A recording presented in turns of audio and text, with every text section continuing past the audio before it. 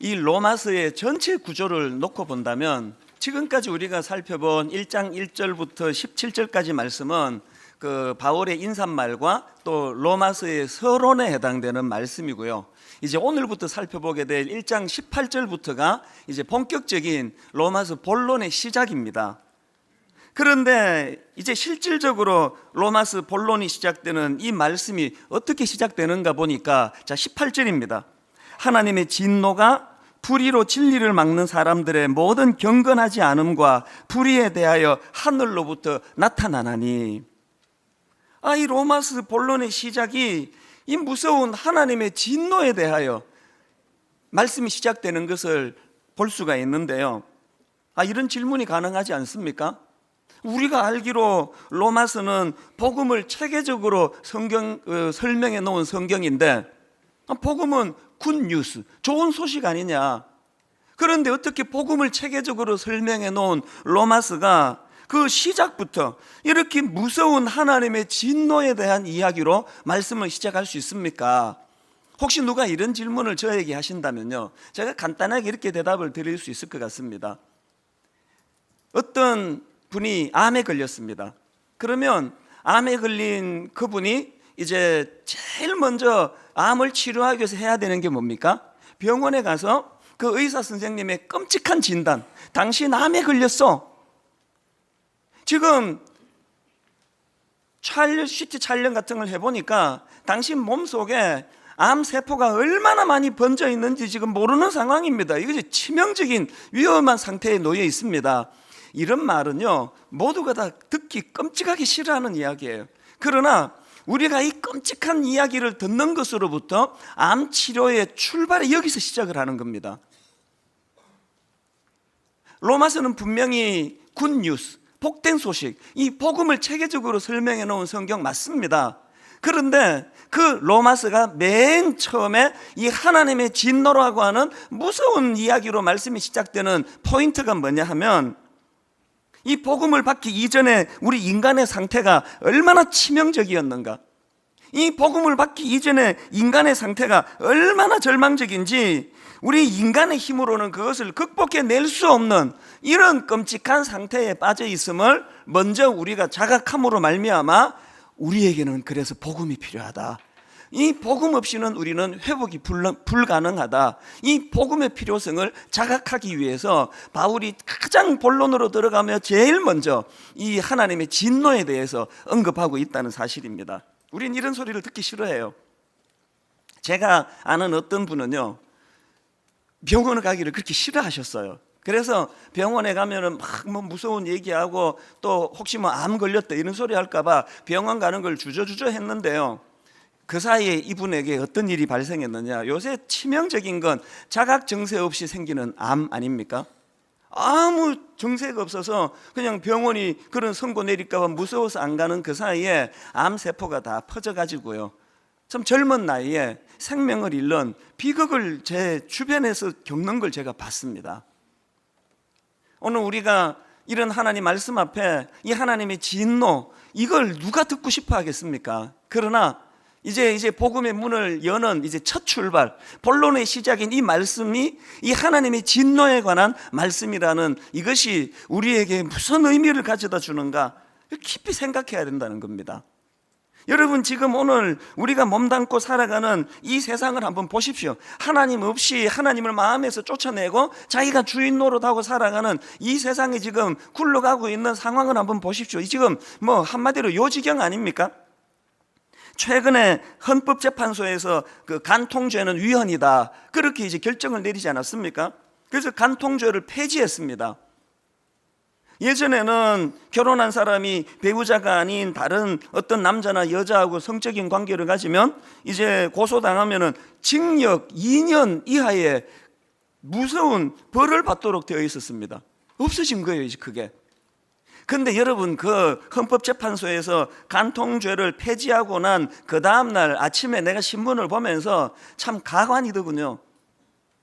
헌법재판소에서 간통을 폐지한 그날 저녁부터 전국의 나이트 클럽이 문전성시를 이루는데요, 룸마다 꽉꽉 찼대요. 해방이라는 거예요.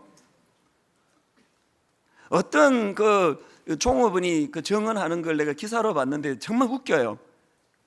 그 나이트 클럽은 그날 영업하기 전에 전 직원이 모여가지고 간통죄 폐지를 기념하는 축배를 들었다는 겁니다. 이제 나이트 클럽, 죄 짓는 그런 곳에 이제 떼돈을 벌게 됐다. 그거 기뻐서 축배를 들었대요. 그런가 하면은 간통죄 위헌 결정이 난 바로 직후에 콘돔 제조업체 주가가 상한가로 치솟았다. 이게 참 민망한 이야기 아닙니까? 저는 그런 내용의 인터넷 기사들을 쭉 보면서요, 현실이 너무 정확하게 보이는 거예요. 사람들이요, 자기를 감옥에 집어넣는 2년 이하의 징역 처리하는 그 법은 무서워하는데 하나님은 무서워하지 않는 거예요. 하나님의 진노는 전혀 안중에도 없다는 이야기 아닙니까? 세상에 그렇게 사랑하는 배우자가 자기의 외도로 피눈물을 흘리고 고통당하고 이런 건 양심이 마비가 돼가지고 안중에도 없는 거예요. 나 감옥만 안 가면 되는 거예요. 이제 해방이라는 거예요.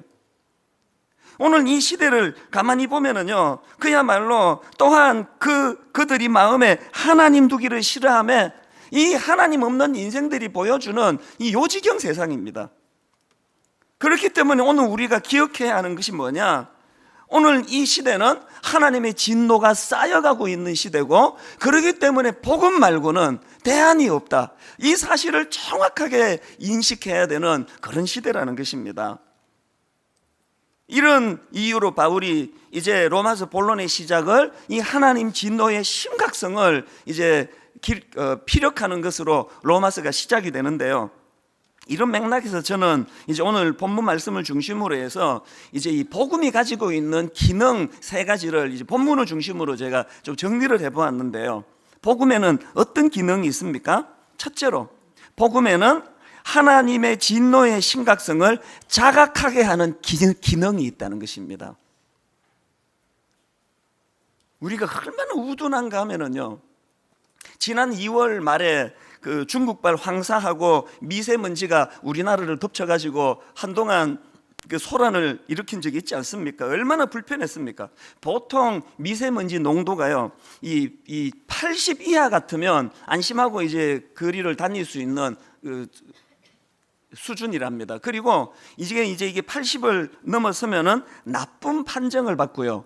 미세먼지 농도가 150을 넘어가면은 이거는 매우 나쁜 판정을 받아가지고 이런 상황에는 거리로 나가면 안 됩니다. 나가실 때 꼭 이제 그 황사 미세먼지를 걸러내는 특수 마스크를 쓰고 나가야 되는데요. 지난 2월 말에 중국발 황사하고 미세먼지가 겹쳐서 그 우리나라를 강타했을 때 미세먼지 농도가 얼마였는지 아십니까? 80 이상 넘어가면은 이게 나쁨으로 판정을 받는데 그날 서울의 미세먼지 수치가 868이었습니다. 이건 뭐 말로 다 상상할 수 없잖아요. 이런 날은 나가면 절대 안 되는 날이에요. 그래서 저는 마침 그날이 월요일이라 가지고 월요일 날 문 다 그냥 걸어 잠그고 걸어 닫고 그냥 안전하게 집에서만 지냈는데요. 그게 이제 좀 심심해 가지고 제가 창밖을 이렇게 내려다 봤어요. 저희 집 저 건너편에 테니스장이 있는데요, 세상에 미세먼지 868에 테니스 치는 사람들이 있더라고요. 근데 내가 그걸 이렇게 보면서 이 정신 나간 사람들이네, 이 사람들이. 이 미세먼지가 황사보다 더 위험한 게요, 글자 그대로 입자가 너무 미세하기 때문에 이 코하고 기도에서 걸러내는 기능이 우리 몸에는 없대요. 그래서 이게 바로 폐로 들어가면은 이 미세먼지가 폐에 박히고 나면은 이거를 빼낼 기술이 없대요. 이게 얼마나 무서운 겁니까? 근데 그 시간에 868 미세먼지를 마시면서 테니스 치고 있는 거예요. 그래서 내가 한참을 보면서 참 저 가관이다 싶은데요, 그러다 보니까 또 저 길가에 또 어떤 사람은 더 정신 나간 사람이 있어요. 산악용 자전거를 타고 지나가는 거예요. 이 전부 지금 폐를 활용해서 하는 운동인데 얼마나 많은 지금 미세먼지를 들이마시고 있겠냐고요. 그러면서 자기들은 속으로 지금 엄청 운동하고 있다고 좋아하고 있을 거 아닙니까? 이렇게 미련한 게 인간이에요. 그런 일이 왜 일어납니까? 둔해가지고. 인간의 육안으로는, 또 인간의 후각으로는 이 미세먼지 농도가 지금 80인지 800인지 전혀 가늠을 못하는 거예요. 이렇게 둔한 게 인간이에요. 여기에 비해 가지고 동물들은 이 감각기관이 굉장히 발달되어 있다 그러지 않습니까? 2010년도 그 1월 달에요, 미국 캘리포니아 북부 지역에 규모 4.5의 큰 지진이 일어났답니다. 4.5 하면 막 건물이 흔들릴 정도로 큰 지진 아닙니까? 그런데 여러분, 어느 건물의 그 CCTV에서 그 과정을 이제 녹화가 됐는데, 그것이 이제 사람들에게 알려지면서 참 잠깐 그게 회자가 된 적이 있었다고 합니다.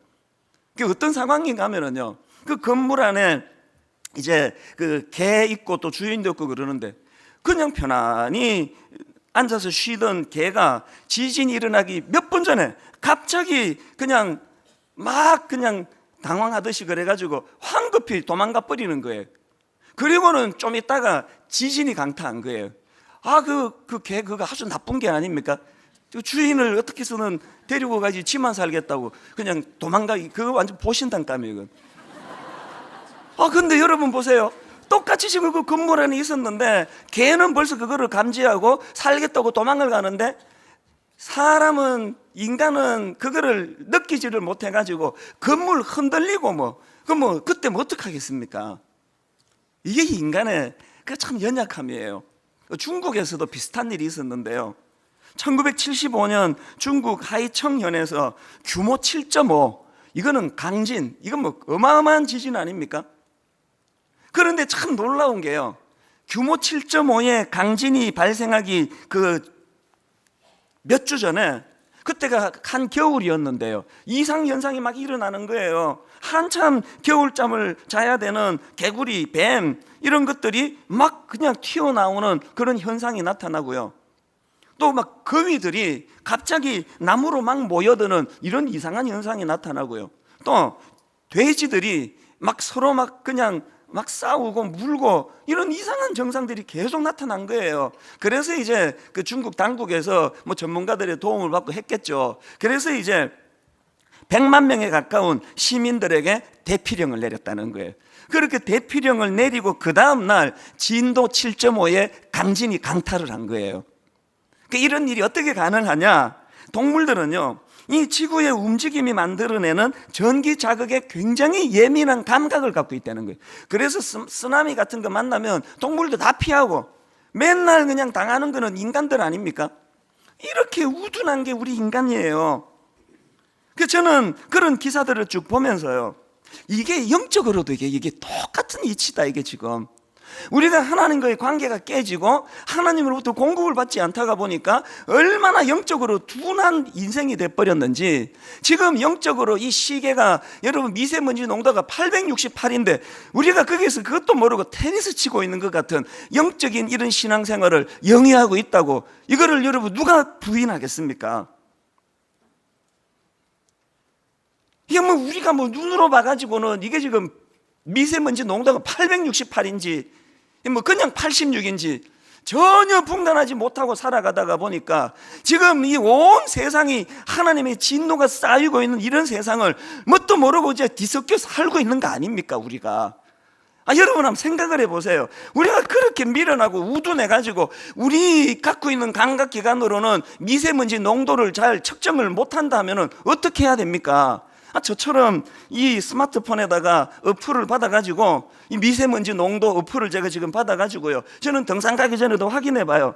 그러면 멀쩡한데 어떨 때는 미세먼지 농도가 빨간 글씨로 나와요.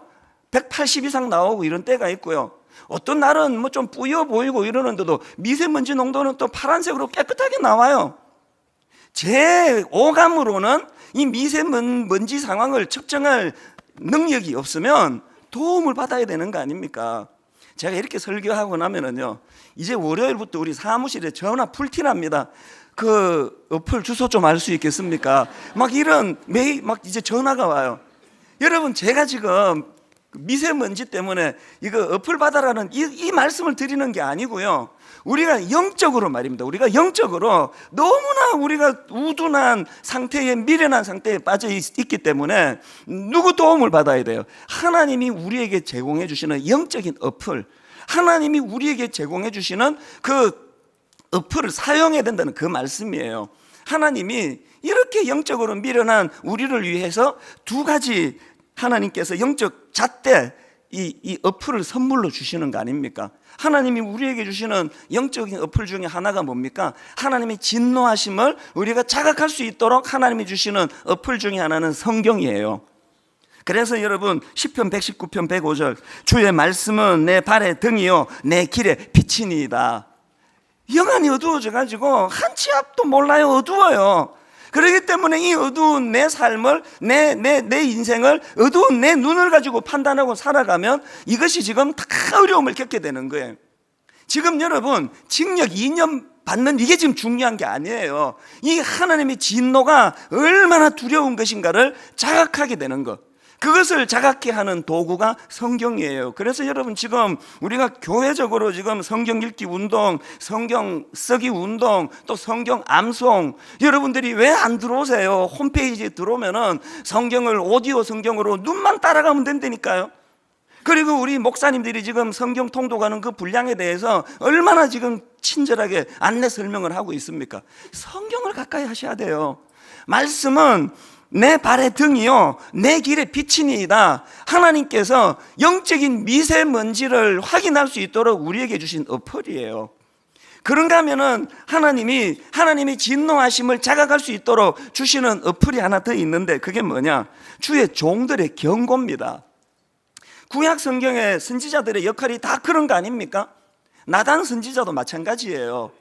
세상에 그 다윗이 얼마나 그 영적으로 어두워지니까 우리 같은 평범한 사람도 그런 짓 안 해요. 그 남의 목욕하는 여자를 보고 그 뒷조사를 또 왜 해요? 그 남의 그 목욕하는 여자 뒷조사를 해가지고 유부녀라 그러면요, 어지간한 남자들 같으면 좀 욱했다가 상대방이 그 유부녀다라 그러면 더 이상 진도 안 나갑니다. 나가는 분 계세요? 유부녀고 뭐고 나는 다윗은 그냥 이게 브레이크 장치 고장난 기차 같아요. 그래가지고는 그 남의 그 아내를 불러가지고 성관계 가지고 임신시키고 그거 은폐하느라고 그렇게 자기를 위해 충성하는 그 신하 우리아를, 그 남편을 음모를 꾸며서 죽이고 이런 천인공노한 짓을 저지른 게 다윗인데요. 인간이 얼마나 한번 하나님의 이 영역을 벗어나면 우둔한가 하면은요, 그런 짓을 해놓고 다윗이요 1년 이상 될 때까지 가책이 없었습니다. 그랬던 다윗이 어떻게 자각해서 마음이 무너지게 됐습니까? 하나님이 보내주신 나단 선지자, 얼마나 무서운 하나님의 그 진노를 나단 선지자가 대리인으로 그 가서 쏟아놓고 있습니까? 그 중에 사무엘하 12장 9절 10절을 보세요. 등골이 오싹합니다. 그러한데 어찌하여 내가 여호와의 말씀을 업신여기고 나보기에 악을 행하였느냐? 내가 칼로 헷사람 우리아를 치되 암몬 자손의 칼로 죽이고 그의 아내를 빼앗아 내 아내로 삼았도다. 직격탄을 날리는 거예요. 그 다음 한번 보세요. 이제 내가 나를 업신여기고 헷사람 우리아의 아내를 빼앗아 내 아내로 삼았은즉 칼이 내 집에서 영원토록 떠나지 아니하리라. 등골이 오싹한 하나님의 진노의 말씀을 나단이 전하고 났더니 1년이 가도록 자기가 무슨 짓을 했는지 가책을 못 느끼던 다윗이 무너지잖아요. 그래서 여러분 그 시편 같은 데 보면 그 자기가 얼마나 죽을 죄를 지었는지를 가슴을 치고 자기를 혐오하고 그렇게 절망하는 내용들이 시편에 얼마나 많이 나옵니까? 시편에 나오는 다윗의 이런 절망의 회개의 모습은 전부 나단 선지자가 다녀간 이후에 깨달은 것들이에요. 오늘 저나 여러분이나 범죄한 다윗이나 공통점이 뭐냐? 우리는 영적으로 지금 우둔해 있습니다. 자기가 무슨 짓을 하는지도 몰라요. 이게 얼마나 상대방을 가슴 찢어놓게 하는 일인지, 이게 하나님 앞에 얼마나 이 진노를 쌓아놓게 하는 일인지 전혀 몰라요. 그래서 하나님이 한편으로는 성경을 여러분에게 주시고 한편으로는 저 같은 종을 보내주셔서 하나님의 진노의 심각성을 듣게 해 주시는데, 문제가 뭐냐? 나단이 자꾸 없어져요. 이 시대에 설교를 들어보면 나단 역할 거의 안 해요. 사람들이 그런 거 듣는 거 싫어해요.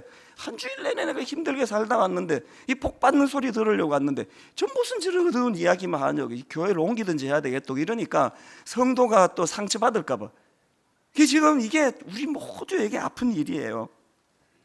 저는 오늘 여러분에게 심각하게 질문을 던집니다. 여러분에게 나단 같은 사람이 주변에 있습니까? 오늘 로마서 1장의 흐름도 한번 보십시오. 바울이 지금 로마에 있는 너희들에게 가서 복음 전하기를 원한다. 내가 복음 전하기를 원한다. 할 수 있는 대로 너희들이 가기를 원한다. 그렇게 복음 전하기를 원한다고 했던 바울이 바로 그 마음으로선 로마서 서론 시작부터 하나님의 진노를 거기다가 쏟아놓는 게 뭐겠습니까? 너희들이 몸담고 살아가는 로마가 겉으로 보기에 그냥 세계를 제패하고 콜로세움 같은 그냥 막 건축에 이 꽃을 피우고, 세상에 2000년 전에 로마가요, 로마 시의 배수 시설을, 이건 지금도 불가사의라 그럽니다. 완벽한 문명 시설을 갖추고 있지만 너희들이 위험한 거 있다, 영적으로 바라보면 하나님의 진노가 지금 쌓여 있는 상황이다. 바울이 지금 이걸 경고하고 있는 거 아니겠습니까? 여러분, 여러분에게는 바울 같은 경고자가 있습니까? 그리고 그 말에 귀를 기울입니까?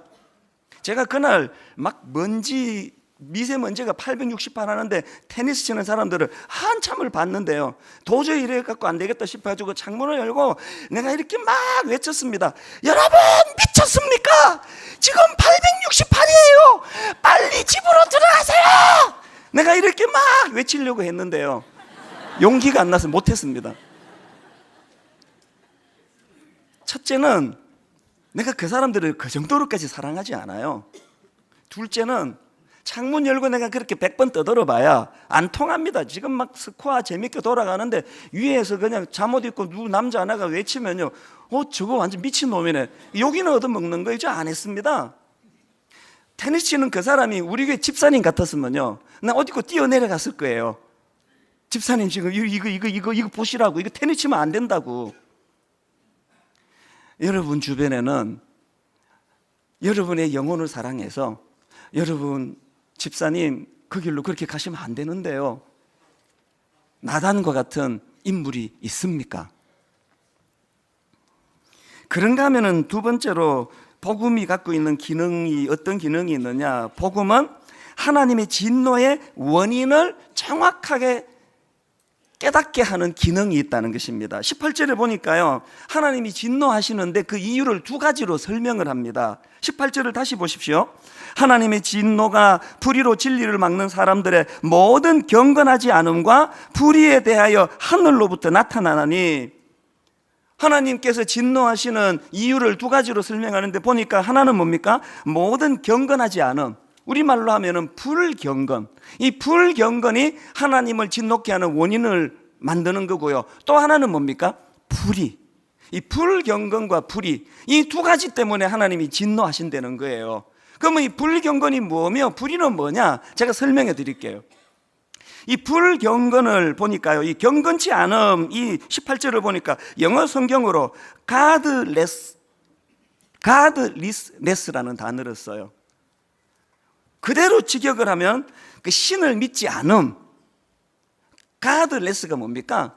그 내면에 신이 없음. 거기다가 ness, 이제 그 명사형 그 전미어를 붙여가지고 이제 그 마음에서 신을 내보낸 상태, 이걸 설명하는 거 아닙니까? 그래서 여기서 말하는 불경건은 딱 이렇게 설명할 수 있습니다. 하나님을 인정하지 않는 마음의 태도, 이게 불경건이에요. 하나님으로부터 독립하여 제 마음대로 살고자 하는 마음의 욕구, 이게 불경건이에요. 그 창세기에 보면 그 아담과 하와가 선악과를 따먹었는데 그것을 따먹어 가지고 인류가 지금 이렇게 죄의 굴레에 빠지게 됐는데, 설마 하나님이 그 당신이 아끼는 과일 하나 따먹었다고 이런 형벌을 내리시겠습니까? 이건 그런 뜻이 아닙니다. 아담과 하와가 선악과를 따먹었다는 것은 거기에 무슨 의미가 있습니까? 더 이상 내가 하나님의 간섭을 받지 않겠다는 거예요. 왜 선악과는 동산 중앙에 있어야 되는지 전에 말씀드렸죠? 왜 그렇게 위험한 거면 그냥 눈에 안 보이는 한 곳에 두지? 아닙니다. 선악과는 동산 중앙에 있어야 됩니다. 왜? 날마다 그 선악과를 보면서 내가 에덴 동산의 모든 것들을 다 누리고 있지만 이건 내게 아니다, 이건 내가 주인이 아니다, 주인은 따로 계시다, 하나님으로부터 받은 인생이다, 이거를 자각하고 살게 만들어준 조치가 선악과 아닙니까? 오늘 우리 시대는요, 선악과 열매를 따먹는 정도가 아니라 뿌리를 다 뽑아버린 시대예요. 덕도하면 니도 신이고 나도 신이다. 하나님은 없어요. 이제 뿌리를 뽑아버렸어요. 이게 불경건이에요. 자, 그러면 불의는 뭐냐? 쉽게 말씀드리면요, 불경건이 하나님을 인정하지 않는, 하나님을 마음에서 내쫓은 이 마음의 상태가 불경건이면, 불의는 그래서 나타나는 현상들, 하나님을 마음에서 쫓아내버렸기 때문에 생겨나는 결과물들, 이게 불의예요. 자, 이 설명을 들으시고 로마서 1장 28절부터 한번 보시기를 바랍니다. 또한 그들이 마음에 하나님 두기를 싫어하며 하나님께서 그들을 그 상실한 마음대로 내버려 두사. 이게 불경건 아닙니까? 그랬더니 이 불경건의 결과가 어떻게 나타나느냐? 29절부터 보세요. 곧 모든 불의, 추악, 탐욕, 악의가 가득한 자요, 시기, 살인, 분쟁, 사기, 악독이 가득한 자요, 수근수근하는 자요, 비방하는 자요, 하나님께서 미워하시는 자요, 능욕하는 자요, 교만한 자요, 자랑하는 자요, 악을 도모하는 자요, 부모를 거역하는 자요, 우매한 자요, 배약하는 자요, 무정한 자요, 무자비한 자라. 지금 여러분, 눈으로 보여지는 이 불의의 뿌리는 어디라고요? 하나님을 마음에서 쫓아내고 내가 내 인생 주인이 되겠다고 하는 이 불경건에서 나온 거라면, 오늘 이 불이 여기서 28절부터 열거되는 이 모든 말씀들을 저는 아침마다 배달되는 신문 안에 이 내용을 매일마다 봅니다. 온통 이 세상은요, 하나님의 불경건, 하나님을 마음에서 내쫓은 사람들에게 나타나는 불의의 현상들이 매일마다 하루도 빼놓지 않고 신문 가득히 채워가지고 그렇게 집 앞으로 배달이 되는 거 아닙니까? 그래서 저는요, 이 현실을 볼 때마다 자꾸 제 머릿속에서 제가 우리 아이들이 어릴 때 에버랜드 옆에 캐리비안 베이라는 물놀이 수영장 있지 않습니까?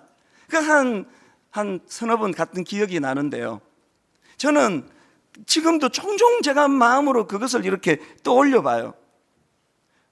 캐리비안 베이에 가봤더니요, 동산 중앙에 선악과가 있는 게 아니고요, 큰 물통을 매달아 놨더라고요. 아마 가보신 분 다 아실 거예요. 큰 물통을 매달아 놓고 이제 거기다가 이제 물을 계속 이제 넣어주는 거예요. 계속 물을 넣어줘가지고 이제 일정한 양이 채워지면 이게 이제 이 물통이 뒤집어져 가지고 이제 그 밑에 애들이 이제 물벼락을 맞는. 그래서 이제 물통에 물이 막 채워지면 애들이 막 몰려들어요. 물벼락 맞으려고. 그래서 막 몰려들어가지고 이제 물이 확 엎질러지면 막 애들이 비명을 지르면서 좋아하는, 그걸 제가 종종 보는데, 두 가지로 저는 그것을 제 인생의 교훈으로 삼거든요. 하나는 뭐냐면은 내 마음에 욕심이 들어올 때 나는 그것을 상상을 해요. 그리고 저는 시편에서 배워가지고요, 저는 저에게 명령을 많이 해요. 한번 해보세요, 여러분. 제가 이렇게 명령해요. 이 욕심이 제 안에 들어올 때 자꾸 제가 이렇게 저에게 명령을 해요. 이찬수, 네가 이런 하나님의 복을 받아 누리면서 여기서 네가 더 욕심을 내면 넌 인간도 아니야. 이거 제가 저에게 하는 명령이에요. 그러면서 또 올리는 게 캐리비안 베이의 물통이에요. 제가 무슨 환상을 보는지 아세요? 내 인생이요, 이제 물박에서의 물이 꽉 차 있는데 거기에 내가 탐욕에 물 한 바가지만 더 얹어버리면 이게 뒤집어져서 내 인생이 몰락하는 그 장면을 저는 등골이 오싹한 마음으로 그것을 저는 환상을 봅니다. 그리고 또 한 가지, 오늘 우리 시대를 보면서 대한민국뿐만 아니고 전 세계적으로 상상을 초월하는 이 타락한 현실을 보면서 저는 항상 캐리비안 베이의 물바가지가 채워져가는, 하나님의 진노가 채워져가는 영안을 뜨고 저는 그걸 바라봅니다. 그거를 보면은 전 두려워요. 이 하나님의 진노가 다 채워지면 하나님의 무서운 진노가 어떤 형태로 나타나게 될까, 전 그게 두려워요. 오늘 저나 여러분이 정말 영안이 열려서 겉보기 로마가 그런 문명을 누리고 사는 화려한 것들을 겉으로는 보고 살아가지만 내면에 하나님의 진노가 쌓여가던 그 무서운 시대에 바울이 그것을 경고하는 것처럼 오늘 여러분 이 말씀을 통해서 하나님의 경고의 말씀이 여러분 깊은 심령 폐부에 꽂혀지는 은혜가 있기를 바랍니다. 마지막 세 번째로, 복음에는 어떤 기능이 있습니까? 복음은 하나님을 향한 경외심을 회복하는 기능이 있습니다. 이걸 제가 다른 말로 생각해 보니까 두려움의 대상을 바꾸어 주는 기능이다. 제가 그렇게 한번 이름을 붙여봤습니다. 무슨 말씀인가 하면요, 복음은 우리로 하여금 두려움의 대상을 바꾸어 줍니다. 복음은 우리로 하여금 하나님을 두려워하게 만듭니다. 자, 잠언 19장 23절을 보십시오. 여호와를 경외하는 것은 사람으로 생명에 이르게 하는 것이라 경외하는 자는 족하게 지내고 재앙을 당하지 아니하느니라. 여기 나오는 여호와를 경외하는 것은, 이 부분을 영어 성경을 보니까 이렇게 돼 있더라고요. The fear of the Lord. 한마디로 말하면 경외가 뭐냐? 하나님을 두려워하는 감정, 이게 경외예요. 여러분, 하나님을 두려워하는 이 감정이 왜 우리에게 중요하냐? 왜 그렇다고요? 잠언 19장 23절을 다시 보세요. 여호와를 경외하는 것은 사람으로 생명에 이르게 하는 것이라. 하나님을 두려워할 때 우리가 영적으로 살아나는 거예요. 여러분, 지금 바울이 19절 20절에서 뭘 강조합니까? 이는 하나님을 알만한 것이 그들 속에 보임이라. 하나님께서 이를 그들에게 보이셨느니라. 20절, 창세로부터 그의 보이지 아니하는 것들 곧 그의 영원하신 능력과 신성이 그가 만드신 만물에 분명히 보여 알려졌나니 그러므로 그들이 핑계하지 못할 것이니라. 하나님이 분명히 우리에게 양심이라는 것을 주셔가지고 하나님을 볼 수 있는 영안을 열어주셨다는 거예요. 하나님께서 우리에게 자연 만물을 보면서 거기에 하나님의 솜씨의 흔적, 하나님의 손길이 거기에 느껴지는 걸 볼 수 있도록 만들어 주셨다는 거예요. 그런데 범죄함으로 기능이 마비가 된 거예요. 여러분, 이런 거 경험해 보셨어요? 저는요, 내 생애에 30살 되던 1990년, 그때가 내 생애에 영적으로 가장 충만할 때예요. 미국 생활 정리하고 한국으로 돌아와 신학교 기숙사 살 때 인간적으로는 제일 외로웠지만 내 생애에 그때가 영적으로 가장 충만했습니다. 지금요, 큰 교회 목사가 됐지만 그때를 생각하면 부끄럽게 짝이 없어요. 영적으로 충만하니 어떤 현상이 나타나느냐? 시편 8편 1절, 여호와 우리 주여, 주의 이름이 온 땅에 어찌 그리 아름다운지요, 주의 영광이 하늘을 덮었나이다. 자연에 계시는 하나님이 보여지기 시작하는 거예요. 그리고 또 시편 8편 3절 4절, 주의 손가락으로 만드신 주의 하늘과 주께서 베풀어 두신 달과 별들을 내가 보오니 사람이 무엇이기에 주께서 그를 생각하시며 인자가 무엇이기에 주께서 그를 돌보시나이까. 세상에 하나님 앞에 복음의 능력이 내 안에서 작동이 되고 복음의 감격이 살아나니까요, 길 가다가 담벼락 밑에 있는 그 덜풀, 그 삐름 없는 덜꽃이 너무너무 아름다운 거예요. 여러분, 길 가다가 어떤 담벼락 밑에 던져져 있는 못생긴 돌멩이 하나가 보석처럼 아름다워지는 거예요. 이게 하나님의 작품인데, 지금도 저는요, 월요일마다 등산할 때마다 저는 곳곳에서, 산 곳곳에서 하나님의 손길을 저는 보고 있거든요. 겨울에 등산 한번 해보세요. 온 만물이 얼어 다 죽었어요. 그 나무 그거 죽은 거예요. 어느 생명체가 여러분, 영하 그 무서운 추위에 얼음으로 뒤덮인 그곳에서 생명을 부지합니까? 다 죽었어요. 그런데 저는 등산을 할 때마다 4월 달에 너무 기다려지는 거예요. 겨울에 그 추위에 죽어있는 이 나무를 부활시켜 주시는 하나님의 손길. 어느덧 움이 트고 잎이 다시 살아나고 다시 살아 울창한 숲을 이루게 될 그것을 보면서 저는 거기서 하나님의 손길을 봐요. 시편 8편 말씀이 내 삶 속에 얼마나 구현이 되는가 하면요, 제가 90년에 신학교 다니던 시절에 너무너무 은혜가 충만하니까 모르는 사람인데 막 너무 사랑스러운 거예요. 제가 버스 타고 가는데 옆에 낯선 사람이 앉아 있으면 막 축복해 주고 싶은 마음이 막 충동이 일어나고요. 내 안에 복음의 능력이 나타나서 하나님을 두려워하는 마음이 회복이 되면 천하 만물이 다 아름다워요. 다 사랑스러워요. 그리고 시편 8편에 있는 말씀처럼 내 존재의 귀함을 자각하게 해줘요. 나 같은 게 무엇이라고? 사람이 무엇이간데 주께서 그를 생각하시며 인자가 무엇이기에 주께서 그를 돌보시나이까. 아버지, 나 같은 보잘것없는 인생을, 나 같은 게 무엇이라고. 지난주인데요, 메일이 한 통 왔습니다. 29살 된 여자분인데요, 내용이 이렇습니다. 앞부분 먼저 읽어드릴게요.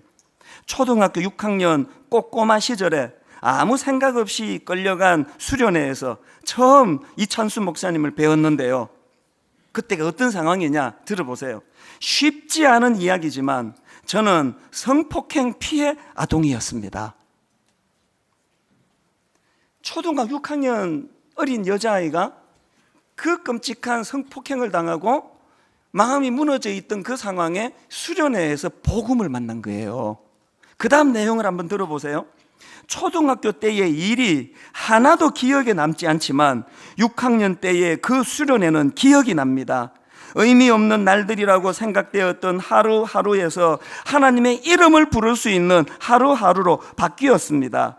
구구절절 이야기할 수는 없지만 물론 쉽지 않은 저의 10대였지만 어느새 20대 중반에 접어들고 있습니다. 그러면서 이 자매가 자기를 소개하는데요, 자기가 어린 6학년 때 성폭행을 당하고 너무너무 마음이 무너져 있던 혼미한 그 상황에서 복음을 제가 경험을 하고 복음의 능력이 자기를 치유해 줬기 때문에 29살이 된 이 자매가 지금 많은 청소년들을 돕는 청소년 사역을 하고 있는 거예요. 여러분, 누가 이 어린아이의 상한 마음을 치유해 주어 그런 존귀한 인물로 바꾸어 가는 힘이 되느냐 하는 것입니다. 복음이에요. 저는 그 자매의 메일을 받으면서 윌리엄 거널이라는 분이 했던 말이 떠올랐는데, 윌리엄 거널의 말을 한번 들어보십시오. 우리는 하나님을 별로 두려워하지 않기 때문에 사람들을 지나치게 두려워한다. 하나의 두려움이 다른 두려움을 제거한다. 사람의 위협이 당신을 놀라게 할 때 당신은 하나님의 진노를 생각하라. 여러분, 제가 앞에서 복음의 세 번째 기능을 뭐라고 말씀드렸습니까? 복음은 두려움의 대상을 바꾸어 주는 거예요. 왜 그렇게 사람이 두려우세요? 어린 그 6학년 아이가 그 못된 인간이 저지른 성폭행 때문에 두려움에 빠져 있는데, 하나님의 복음의 능력이 그를 하나님을 두렵게 만드니까 그 인간이 자기에게 한 그게 자기 인생에 영향을 미치지 못하는 거예요. 성폭행이 뭘 거기에 그 깊은 의미를 둡니까? 길 가다가 누가 나 뒤통수 한 대 때린 거랑 같은 거예요. 의미 없는 거예요. 그래서 저는 윌리엄 거널의 그 말을 들으면서 마태복음 10장 28절, 몸은 죽여도 영혼은 능히 죽이지 못하는 자들을 두려워하지 말고 오직 몸과 영혼을 능히 지옥에 멸하실 수 있는 이를 두려워하라.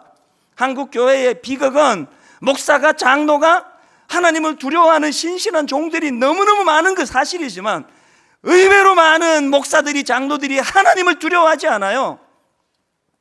저에게 너무너무 많은 젊은 자매들이 교회 목사님에게, 전도사님에게 당한 성적인 이런 말로도 할 수 없는 가슴이 무너지는 이야기를 들어요. 그 인간이 목사 안수를 받고 청년부를 맡고 이분들은 복음을 강단에서 떠들지만 하나님을 두려워하지 않는 거예요. 하나님을 두려워하지 않는 인간이 너무 많아요. 분당 우리 교회가 하나님을 두려워하는 공동체입니까? 여러분, 간통죄 걸려가지고 그까지 징역 2년밖에는 더 이상 우리 몸을 구속할 수 없는, 그게 그렇게 무섭습니까? 여러분, 몸은 죽여도 영혼은 능히 죽이지 못하는 자들을 두려워하지 말고 오직 몸과 영혼을 능히 지옥에 멸하실 수 있는 이를 두려워하라. 우리 인생의 모든 회복은 이 하나님을 제대로 두려워하는 것에서부터 시작되는 줄 믿습니다. 결론을 맺습니다. 여러분, 기본적으로 이 로마서 설교를 앞으로 여러분들이 2번 이상은 들으셔야 돼요. 월요일 아침에 인터넷으로 다시 설교를 들으셔야 됩니다. 이 설교를 다시 들으시면서 2가지 질문을 하십시오. 나는 과연 하나님을 두려워하고 있는가?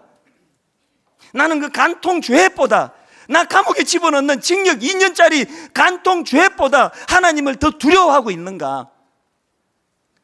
그런가 하면 또 한 질문이 뭡니까? 그런데 나는 왜 이렇게 사람으로 인하여 얻은 이 상처가 내게 왜 이렇게 깊은가? 나는 왜 사람을 이렇게 두려워하는가? 결론을 맺으면서 오늘 다윗이 나단의 지적을 받고 가슴이 찢어지는 아픔을 가지고 쓴 시예요. 이걸 가지고 만든 이 찬양, 정결한 마음 주시옵소서. 오 주님, 다윗이 드디어 하나님이 두려워지기 시작하면서 고백하는 시편이가 아닙니까? 정직한 영을 새롭게 하소서. 드디어 다윗이 두려워지기 시작한 게 뭐예요? 나를 주님 앞에서 멀리하지 마시고, 아버지 나의 범죄함으로 성령님이 떠나가시는 성령을 거두지 마시기를 원합니다. 오늘 우리 내면에 이 하나님 향한 이 두려움이 회복되기를 원합니다. 이 하나님 향한 이 두려움 회복이 사람을 향한 두려움을 물리치는 능력이 되는 줄로 믿으시기를 바랍니다. 같이 찬양하시겠습니다. 정결한 마음 주시옵소서. 정결한 마음 주시옵소서. 주님, 하나님을 두려워하며 탄식하며 고백합니다. 정직한 영을 새롭게 하소서. 정직한 영을 새롭게 하소서. 나를 주님 앞에서 멀리하지 마시고, 나를 주님 앞에서 멀리하지 여러분 간절히 갈망합니다. 주의 성령을 거두지 마옵소서. 하나님 두려움을 가지고 간절히 갈망합니다. 그 구원의 기쁨 다시 회복시키시고, 그 구원의 기쁨 다시 회복시키시고, 변치 않는 마음 내 안에 주소서. 변치 않는 마음 내 안에 주소서. 여러분 후렴부터 다시 찬양하기 전에 다시 여러분에게 제가 도전을 던집니다. 여러분 하나님을 두려워하세요? 정말 하나님을 두려워하세요? 근데 어떻게 그렇게 사실 수가 있습니까? 여러분 하나님을 두려워하세요? 왜 그렇게 맨날 사람이 두려워 벌벌벌 떨고 그렇게 살아가십니까? 두려움의 대상이 바뀌는 게 복음이에요. 다시 한번 이 후렴 찬양 부를 동안에 하나님, 다윗이 범죄하고 1년 이상 고통을 느끼지 못하고 마비되어 가고 살아가던 그 상태가 저의 상태였다면, 아버지 찬양을 부르는데 내게 고통, 아픔, 아버지 마음이 쓰라리는 이 감정을 허락하여 주시기 원합니다. 여러분 복음의 출발은 여기서부터 시작입니다. 이렇게 노래합니다. 나를 주님 앞에서 멀리하지 마시고, 나를 주님 앞에서 멀리하지 마시고, 멀리하지 마시고, 주의 성령을 거두지 마옵소서. 주의 아버지 두려움을 가지고 주님 간절히 바라고 바랍니다. 그 구원의 기쁨 다시 회복시키시고, 그 구원의 기쁨 다시 아버지 내 안에는 이 능력이 없습니다. 변치 않는 마음 내 안에 주소서. 변치 않는 마음 내 안에 주소서. 우리 다 자리에서 일어나셔서 나를 주님 앞에서 멀리하지 마시고, 나를 주님 앞에서 멀리하지 여러분 간절히 열망하며 사모하며 찬양합니다. 주의 성령을 거두지 마옵소서. 우리가 진짜 두려워해야 될 것, 주의 성령이 거두어지지 않기 원합니다. 그 구원의 기쁨 다시 회복시키시고, 그 구원의 기쁨 다시 아버지 주님 두려워하는 이 마음, 변치 않는 마음 내 안에 주소서. 변치 않는 마음 내 그 복음 미신 예수 그리스도 내 진정 소원이, 아멘.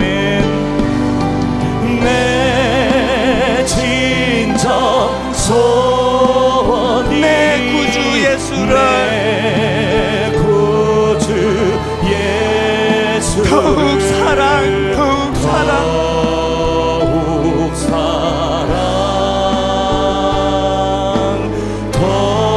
아버지 내 영혼이 밝아져 다시 한번 이렇게 고백합니다. 내 진정 소원